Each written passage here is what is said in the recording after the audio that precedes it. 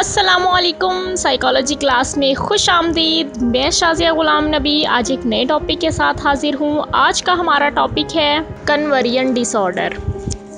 Conversion disorder somatic symptom and related disorder की third type है। इससे पहले जो टाइप्स थी, दो टाइप, सोमैटिक सिम्टम डिसऑर्डर और इलनेस एंग्जाइटी डिसऑर्डर, उनको हमने एक्सप्लेन कर लिया था। उसका जो लिंक है वो भी मैं आपको डिस्क्रिप्शन बॉक्स में दे दूँ ताकि आपको वहाँ से वो वीडियोज़ मिल जाएँ।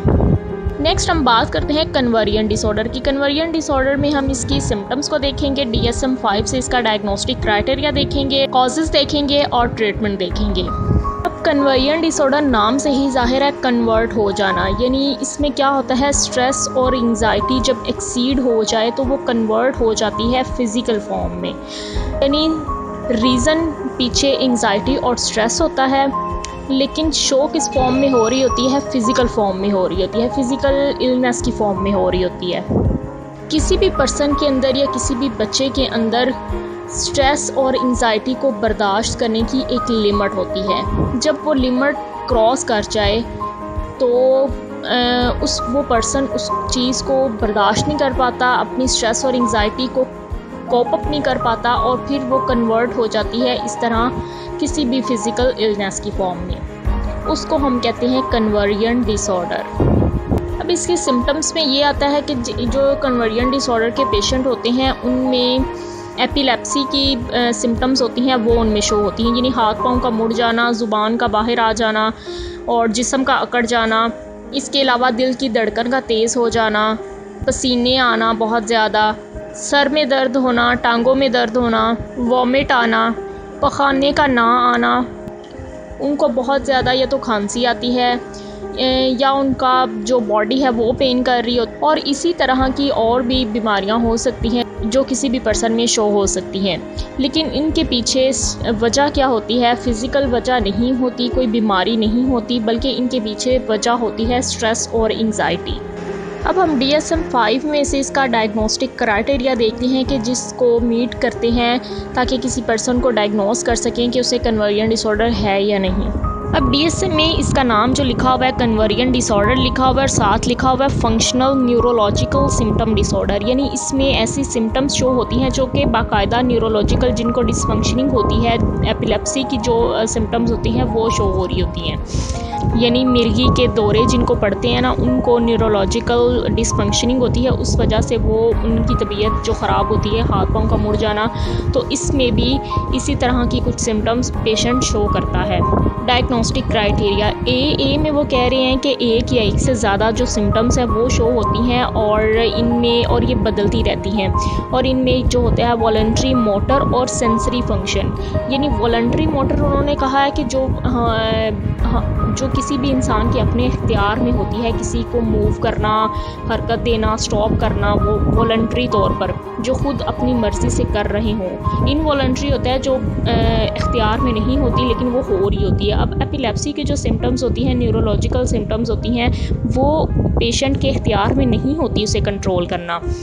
उनके हाथ पाँव मुड़ जाते हैं, जिस्म अकड़ जाता है, ज़ुबान बंद हो जाती है। अब सेम वही सिम्टम्स इस कन्वर्जन डिसऑर्डर में भी शो होती हैं, लेकिन इसको कंट्रोल करना पेशेंट के इख्तियार में होता है। वो खुद कंट्रोल कर सकता है, वो खुद शो भी करवा सकता है। तो इस तरह पेशेंट खुद उससे सिम्टम्स को वॉलंटरी तौर पर शो करवा रहा होता है। नेक्स्ट बी है। बी में वो कह रहे हैं जो क्लिनिकल फाइंडिंग्स आती हैं, वही बात की जो क्लिनिकल फाइंडिंग्स आती हैं और जो सिम्टम्स शो हो रही होती हैं उनके दरमियान में कोई रिलेशनशिप नहीं होता, क्योंकि क्लिनिकल फाइंडिंग क्योंकि सिम्टम्स इस तरह की शो हो रही होती हैं जैसे कि न्यूरोलॉजिकल डिसऑर्डर है, लेकिन जब उनको चेकअप किया जाता है, उनके टेस्ट करवाए जाते हैं, तो वहाँ कुछ भी नहीं आता, क्योंकि इसके पीछे वजह स्ट्रेस होती है, तो वो मैचअप नहीं हो रही होती है। सी में वो कह रहे हैं कि ये जो सिम्टम है इनकी जो इस डिसऑर्डर की सिम्टम को कोई और डिसऑर्डर बेहतर तौर पर एक्सप्लेन ना कर सकता, यानी उनके साथ मैचअप ना हो रही हो। जैसे कि हमने इलनेस एंग्जाइटी डिसऑर्डर पर या सोमैटिक सिम्टम पढ़ा, वो कुछ इनमें से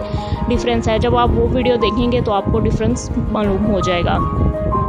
डी में वो कह रहे हैं कि ये इसकी वजह से उनकी जो सोशल लाइफ है, ऑक्यूपेशनल लाइफ है या और भी जो लाइफ के इंपॉर्टेंट एरियाज़ है वो डिस्टर्ब हो रहे हों बाकायदा, क्योंकि पेशेंट इसमें अब वॉलंटरी तौर पर कर तो रहा होता है लेकिन वो जानबूझ के नहीं कर रहा होता, वो अपनी स्ट्रेस और एंग्जाइटी का इजहार ही कर रहा होता है इस सूरत में।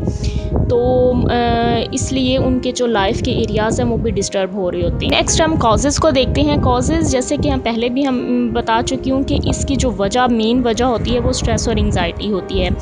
और दूसरी और वजह हो सकती है पेरेंटिंग स्टाइल हो सकता है। जैसे कुछ पेरेंट्स होते हैं वो अपने बच्चों को बहुत ही सेंसिटिविटी के साथ उनकी ग्रोथ करते हैं, यानी उनको थोड़ा सा भी कुछ हो वो उस पर बहुत ज़्यादा हंगामा करते हैं, यानी उन बच्चों के सामने उसको बहुत ही बढ़ा चढ़ा कर पेश करते हैं कि आपको पता नहीं क्या हो गया। तो उस तरह के जो बच्चे होते हैं या उनको कुछ भी बीमारी हो तो वो ख़ुद भी सहम जाते हैं और वो फिर अपनी बीमारी को बढ़ा लेते हैं और बाद में वो अगर ठीक भी हो जाएं लेकिन वो उसी तरह से उसी बीमारी को आगे लेकर चल रहे होते हैं। फ़िज़िकली तौर पर वो ठीक हो जाते हैं लेकिन मेंटली तौर पर अभी भी वहीं अटक जाते हैं। जैसे फॉर एग्ज़ाम्पल अगर बच्चा गिर जाए, दो तरह की माएँ होती हैं। कुछ माएँ कहती हैं कि कोई बात नहीं, उठ जाओ, आप बिल्कुल ठीक हो, अभी चलोगे तो बिल्कुल ठीक हो जाओगे। लेकिन कुछ माएँ होती हैं वो कहती हैं ओहो आपको तो बहुत बुरी चोट लगी, आपकी तो टांग भी नहीं हिलेगी, यहाँ बेड पर लेट जाओ। तो जो ये दूसरी टाइप के पेरेंटिंग स्टाइल है ना, इसमें ये होता है कि इसमें जो बच्चे होते हैं वो कन्वर्जन डिसऑर्डर का ज़्यादातर शिकार होते हैं। या कोई बैड एक्सपीरियंस इंसान की लाइफ में हो जाए बचपन में तो वो भी कन्वर्जन डिसऑर्डर की कॉज बन सकता है। वो उस बैड एक्सपीरियंस की वजह से इतना स्ट्रेस और एंग्जाइटी हो जाए कि पर्सन बर्दाश्त ही ना कर पाए, तो उस वजह से भी कन्वर्जन डिसऑर्डर हो सकता है। फॉर एग्ज़ाम्पल फ़िज़िकल अब्यूज़ या सेक्सुअल अब्यूज़ वगैरह। चाइल्डहुड में और ओल्ड एज में ये ज़्यादा होता है, एडल्ट्स में भी होता है लेकिन कम होता है। नेक्स्ट इसके हम ट्रीटमेंट की तरफ आते हैं। इनके ट्रीटमेंट में मेडिकेशन प्लस थेरेपी शामिल होती हैं।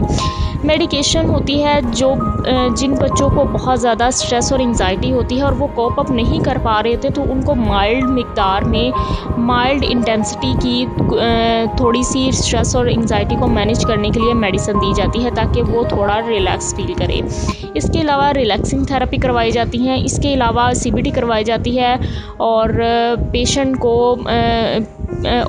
की जो स्ट्रेस होती है उसकी वजह जानने की कोशिश की जाती है कि वो किस वजह से इतना स्ट्रेस का शिकार है। जब उस स्ट्रेस की कॉज मालूम होती है तो उसको सोल्व किया जाता है, फिर वो बीमारी भी खुद ब खुद सोल्व हो जाती है।